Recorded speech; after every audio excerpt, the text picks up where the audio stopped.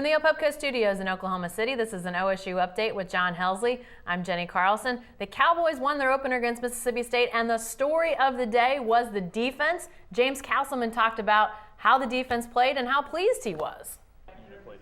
I was really happy the way we all played as a whole. I mean, coaches were hitting on it. We need to play together, play as a team, love one another, play as a family, and I think that we did that pretty well.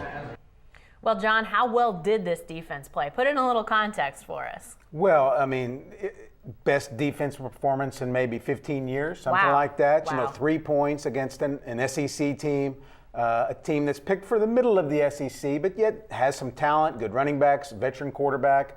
It was an excellent performance, especially since we've been hearing about improved defense. You need a little proof of that. We got that on Saturday. What did you see different about this defense? Was it what we expected, that the defensive line was as good as advertised? Was it that secondary being more aggressive, a combination? What did you see that was different about this group? I think it was a little bit of a combination. Early on, Mississippi State moved the ball, and it looked like they were playing a little bit conservative, rushing 3, dropping 8 into coverage.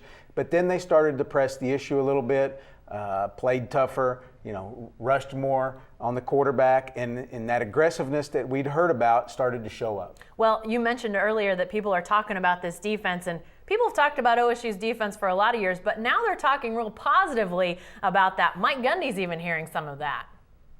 It's interesting, the response that I get on text messaging from family or friends that, my general response was, it's okay to win on defense every once in a while. I mean, it's going to be all right.